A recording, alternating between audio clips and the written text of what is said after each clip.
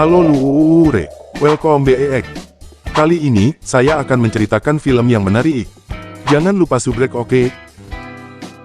Gas! Pada tahun 2033, dunia telah sepenuhnya terdigitalisasi. Penemuan paling keterlaluan adalah kehidupan setelah kematian virtual. Ini adalah tempat di mana orang dapat tinggal setelah kematian mereka dan menikmati semua hal materialistis yang tidak dapat mereka miliki ketika mereka masih hidup. Ketika seseorang meninggal, tubuhnya dibekukan dan kesadarannya diunggah ke alam baka pilihannya. Dia pada dasarnya menjadi seperti karakter dalam video game tetapi dengan kesadaran dan ingatan. Dengan cara ini, seseorang dapat hidup selamanya, berbicara dengan teman dan keluarganya yang masih hidup, dan bahkan bertemu dengan mereka setelah mereka meninggal dan dibawa ke surga digital. Proses bergabung dengan alam baka maya ini disebut upload. Ini dikelola oleh perusahaan besar yang mempekerjakan ribuan programmer untuk membuat kehidupan setelah kematian serealistis mungkin. Salah satu karyawan tersebut adalah Nora yang berusia 25 tahun. Tugasnya adalah memandu unggahan baru melalui surga dan membantu mereka beradaptasi. Dia berbicara dengan mereka melalui sebuah program dan dapat bertemu mereka sebagai diri virtualnya. Nora takut akan pekerjaannya tetapi terus bekerja karena pekerjaan itu akan memberinya diskon karyawan jika dia ingin diupload setelah kematiannya. Kemudian, kami diperkenalkan dengan seorang insinyur komputer berusia 27 tahun, Nathan. Dia mengendarai mobil otomatisnya ke acara makan malam keluarga. Mobil tersebut dipasang dengan semua tindakan pencegahan keselamatan dan mengemudi sendiri tetapi Nathan ingin balapan di jalanan. Dia menggunakan hard drive ilegal dan mengubah setelan menjadi manual. Kecepatan tersebut menyebabkan drone polisi mengejarnya, tetapi Nathan membuat alasan dan keluar dari situasi tersebut. Di rumah, dia bersama keluarganya dan pacarnya yang kaya raya, Ingrid. Nathan tidak jatuh cinta padanya karena kepribadiannya yang terlalu lengket dan protektif. Dia bukan milik dunianya yang lebih berorientasi keluarga, tidak seperti miliknya yang hanya peduli pada uang dan ketenaran. Saat melihat Nathan berdansa dengan keponakannya, Ingrid cemburu dan memintanya untuk ikut dengannya. Dalam adegan berikut, mereka sedang bercinta di belakang mobilnya. Nathan berhenti di toko kelontong lalu pulang. Di jalan, terjadi kerusakan pada mobilnya. Akibatnya, dia menabrak truk dan terluka parah. Dia dilarikan ke rumah sakit dan diberitahu bahwa dia dapat diupload atau mati secara tradisional. Ingrid tiba dengan kontrak untuk uploadnya, meskipun Nathan tidak ingin menghabiskan keseluruhan dengannya. Saat panik, dia menandatangani kontrak di bawah rencana upload keluarga Ingrid dan terdaftar secara resmi. Setelah itu, ia didudukkan di kursi miring dan dipenggal kepalanya. Hal berikutnya yang Nathan dengar adalah suara Nora. Dia telah ditugaskan sebagai pemandunya. Nora mengajukan serangkaian pertanyaan untuk memastikan indranya baik-baik saja. Dia juga membuat avatarnya dan memberinya sedikit gaya rambut. Kemudian, Nathan akhirnya sadar dan menemukan dirinya di sebuah ruangan mewah yang akan menjadi miliknya untuk selamanya. Nora mengatakan kepadanya bahwa dia berada di alam baka Leview, salah satu paket paling populer yang ditawarkan perusahaan mereka. Segala sesuatu di akhirat ini dirancang agar sesuai dengan preferensinya. Misalnya, bangunan di dekat hotel adalah arena bowling baginya tetapi itu adalah gereja untuk orang lain. Dia bisa bertemu orang baru dan berteman sampai anggota keluarganya meninggal di dunia nyata. Perubahan terlalu mendadak bagi Nathan. Saat dia mulai menangis, Nora menenangkannya, mengatakan kepadanya bahwa semuanya akan lebih baik besok. Dia membuatnya tidur dan terus bekerja dengan orang lain. Keesokan paginya, Nathan bangun dan mengetahui bahwa pembelian dalam aplikasi membutuhkan uang. Dia tidak dapat membayar melalui rekeningnya sendiri karena dia ada di sini dalam paket upload keluarga Ingrid. Ini adalah saat dia menyadari bahwa dia memiliki kekuatan untuk melakukan apapun yang dia inginkan dengannya, dan bahkan dapat menghapusnya. Melalui balkonnya, Nathan dapat melihat pemandangan danau secara utuh. Dia bahkan dapat mengubah musim sesuai keinginannya. Setelah melihat-lihat, ia bertemu dengan nenek Ingrid yang berkulit hitam putih karena referensi avatarnya diambil dari gambar lama. Dia juga menelepon Ingrid dan melihat bahwa dia ada di pesta yang sedang bersenang-senang. Ini hanya membuat Nathan merindukan dirinya yang dulu. Sebelum mengakhiri panggilan, dia mengatakan bahwa dia tidak bisa lari darinya sekarang. Komentar tersebut membuat Nathan merasa aneh, namun ia menepis perasaan tersebut. Sementara itu, Nora ada di rumah bersama ayahnya. Dia memiliki kondisi kesehatan yang pasti akan segera membunuhnya. Nora ingin dia menabung uang untuk program upload, tetapi dia menolak karena dia ingin bersama mendiang istrinya, yang menurutnya ada di surga. Kembali ke alam baka, Nathan pergi ke lobi untuk sarapan dan terpana dengan pilihan makanan yang mereka miliki. Namun, tepat pada pukul 10, makanannya hilang dan membuatnya kecewa. Dia kemudian bertemu dengan sesama orang mati bernama Luke. Makanan hanyalah sebuah program yang dirancang agar terlihat dan terasa seperti makanan asli. Nathan terkejut bahwa perusahaan menagih mereka karena tidak ada biaya yang mereka keluarkan untuk membuatnya. Luke memperkenalkannya pada aliran arus yang disebut torrent. Ini adalah jalur antara dunia nyata dan dunia maya yang sangat berbahaya.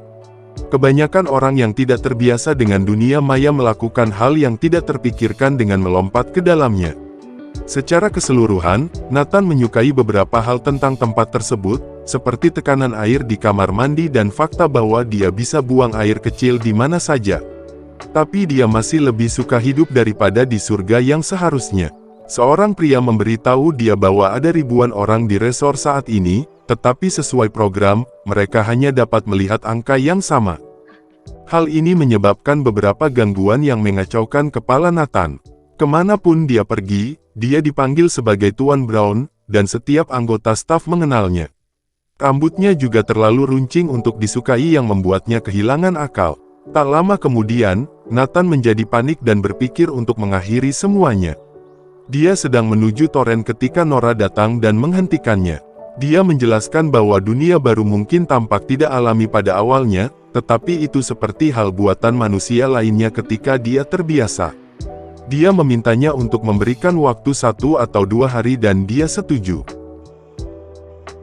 Nora bahkan memberitahu dia nama aslinya karena dia telah memanggilnya sebagai malaikat sampai sekarang. Beberapa saat kemudian, Nora pulang kerja. Saat dia tidak ada, komputernya menghapus file dari ingatan Nathan dengan sendirinya.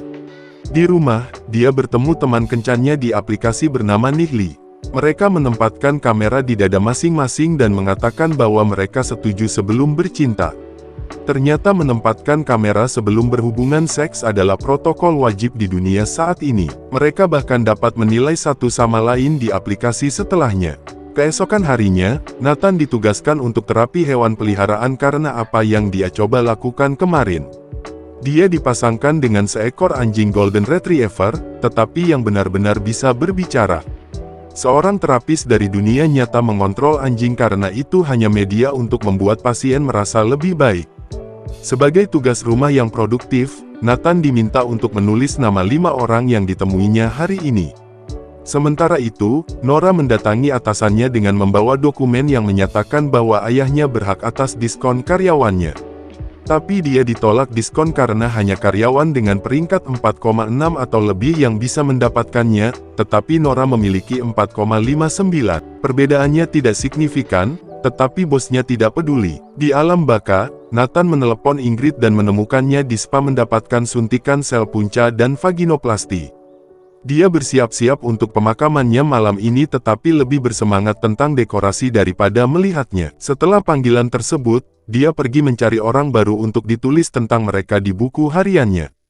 Dia bertemu dengan seorang anak bernama Dylan yang meninggal pada usia 12 tahun dan telah berada di sana sejak itu. Tapi anak itu terlalu sibuk melawan penjahat mode permainan untuk berbicara dengannya. Selanjutnya, ia bertemu dengan David Choak, mantan pemilik perusahaan swasta terbesar kedua. Dia bernilai miliaran dolar dan menikmati kehidupan setelah kematian yang mewah. Saat ditanya apa yang dia lakukan untuk bekerja, Nathan mengungkapkan bahwa dia dan temannya Jamie sedang membuat aplikasi yang memungkinkan orang untuk membuat kehidupan setelah kematian mereka sendiri di mana mereka dapat tinggal bersama keluarga mereka.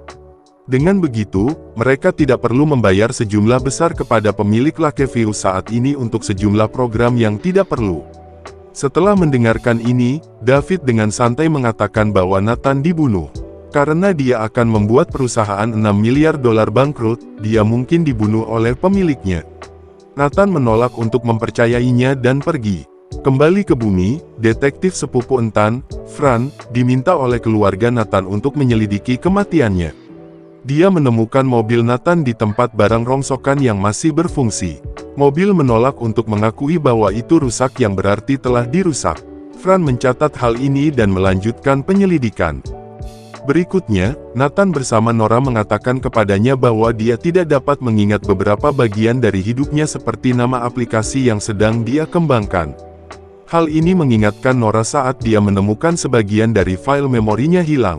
Dia berjanji untuk memeriksanya tetapi sibuk dengan klien lain. Nora sangat membutuhkan peringkat bintang 5 untuk meningkatkan tingkat keberhasilannya, tetapi Dylan hanya memberinya 3. Demikian pula, dia tidak beruntung dalam membuat klien terkesan hari itu. Nathan memperhatikan ini dan memberinya beberapa bintang 5. Dia menceritakan semua yang mengganggunya dan merasa jauh lebih ringan setelahnya. Tanpa mereka sadari, keduanya mengembangkan perasaan satu sama lain. Setelah sampai di rumah, Nora mencari data yang hilang dari ingatan Nathan. Dia tidak dapat menemukannya, tetapi dapat memperoleh ingatan yang muncul tepat setelah bagian yang dihapus. Nathan dan temannya Jamie baru saja keluar dari rapat bisnis. Seorang pria bertanya apakah mereka telah memberitahu seseorang dari perusahaan besar tentang ide tersebut. Nathan mengatakan hanya keluarga dan pacarnya yang tahu. Seluruh interaksi tampak aneh bagi Nora, jadi dia memutuskan untuk menyimpan klipnya untuk nanti. Minggu berikutnya, penemuan yang sangat penting akan diuji. Para ilmuwan mencoba untuk mengunduh orang-orang dari alam baka ke diri mereka yang normal di dunia. Unduhan pertama akan disiarkan secara internasional. Pada saat yang sama, Nathan bersiap-siap untuk pemakamannya di bawah pengawasan Ingrid. Dia membuatnya memakai pakaian yang tidak nyaman dipakainya dan mengambil alih seluruh kendali hidupnya. Nathan sangat senang dengan fitur unduhan karena jika berhasil, ia mungkin akan mendapatkan versi lamanya. Mereka menyaksikan tes pertama berlangsung dan terkejut melihat kepala subjek tes meledak. Eksperimen tersebut tidak berhasil, tetapi Nathan masih memiliki harapan bahwa ia akan kembali ke rumah suatu hari nanti. Kemudian pada hari itu, pesta pemakaman dimulai di New York, dan di dunia maya. Nathan datang ke pesta bersama Luke. Di New York, Nora juga mengunjungi pemakamannya. Nathan mengira itu akan diisi dengan teman-teman dan orang-orang yang dia sukai, tetapi tidak ada satupun dari mereka yang datang karena permainan. Dia adalah yang paling terkejut dengan ketidakhadiran Jamie. Ibunya juga mengungkapkan bahwa uang yang mereka dapatkan dari sahamnya di perusahaan tidak banyak. Pesta itu bahkan tampaknya bukan untuk Nathan karena semua orang bersosialisasi di antara mereka sendiri. Saat dia memanggil Ingrid untuk perencanaan yang lemah, mereka terlibat pertengkaran. Dia mengeluarkan senjata besar, mengancam akan menghapusnya sama sekali. Pada akhirnya, Nathan dengan enggan harus meminta maaf. Nora melihat semua ini terjadi dan merasa kasihan padanya. Detektif Fran juga hadir di pemakaman. Dia akhirnya bisa berbicara dengan Nathan dan bertanya apakah dia punya musuh. Dia juga mengungkapkan bahwa vitalnya membaik sebelum dia dibawa untuk diunggah pada hari dia meninggal. Nathan mengenal Fran sebagai orang yang aneh, jadi dia tidak terlalu memikirkan komentarnya. Malamnya, Nora kembali ke rumah dan menelepon pria yang dia lihat dalam ingatan Nathan sebelumnya. Dia memperkenalkan dirinya sebagai Josh tetapi menolak untuk menceritakan apapun tentang pertemuannya dengan Nathan. Di adegan terakhir, Nathan di tempat tidurnya menelepon Jamie lagi tapi seperti biasa, dia tidak mengangkatnya. Aneh karena mereka dulunya adalah teman baik sebelum kematiannya.